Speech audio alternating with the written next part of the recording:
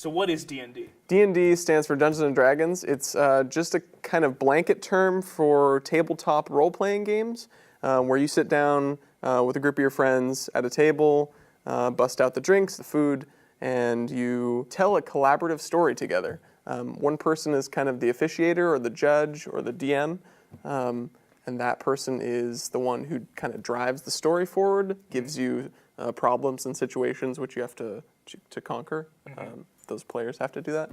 If you're a DM, you gotta know how to do that, or at least act like you know. Yeah, it's improv. That is, in a nutshell, I think what D&D is. It's just our way of collaboratively storytelling and problem solving. Character's name is Maythor. Maythor. I am a dwarven wizard. Dwarven wizard. Excellent. And what do you specialize in hunting? What creature of the night do you know much about? You have several heads mounted on your wall. I know Oh, quite a bit several about heads mounted on my wall. If that's your taste. Definitely my character's taste. lycanthropes and things of that nature. Oh, I'm all for that. There is nothing more unnatural than a person transforming into an animal. Nothing. Well, I mean, what about druids? A shady lot, I think. I don't trust them. It's divine magic. Now, don't get me wrong. Is I there wouldn't something wrong I with would divine... drink with them. I would drink with them, Okay, but I would not trust them. May I borrow your pen? Or my pen? Can I borrow my pen, please? What was that name? Malthor? Definitely Malthor? write down. if I that's mean, what we you're- could just be a hunting party that all specialize in hunting lycanthropes. Cool. Right. We could, okay. we, Yeah. we I'm could cool be an with that. adventuring party that's been working together for let's do several that. years. Several years. Oh, yeah. We've known each other for a while. We've fought quite some together. time, quite some time. We know one another well. Good folk, these two. Aye. Only dwarf I appreciate the company I of. could say the same. Pointy-eared boy. Short, stout fire. Before we start, I'd actually like you guys to roll initiative if you would. Excellent. Whoever has the highest is going to start first. My D20. Maybe. You're probably got me. There he is. Okay. So Dagmar's got the first. when the proverbial crap hits the fan, you will be going first. You'll be Okay. the first to act. All right. Ready? All set. All right. I'm ready. The Dark Lord's castle is now a fallen corpse. You can see it from the bluff that you now stand on. It is a ruined thing. The vampire king who ruled this land has been deposed and dead for 25 long years, and still the land is shrouded in darkness. But there is hope. The people have pooled their meager resources to hire hunters capable of rooting out the lingering evils that still dwell and haunt the land. You are a band of such hunters, and you have at last found your quarry. Baron Gévaudan, affiliated with many known cults, wanted for murder, conspiring with the tyrant, the Dark Lord, to commit unspeakable atrocities. He has done all of these things, heinous crimes for which he must pay. A fine sum has been put on his head, 1,000 gold pieces per hunter involved in the taking. What was his name again? Baron Gévaudan, so that's Gevaudan. Yep. All right. I'm all for getting paid for this. Now, did you say that we were going to be paid in peaches? No. I heard peaches. I heard peaches initially. Yeah. Pieces then, pieces, gold pieces. Yes, All right, gold very pieces, not peaches. Come, gentlemen, clear your ears.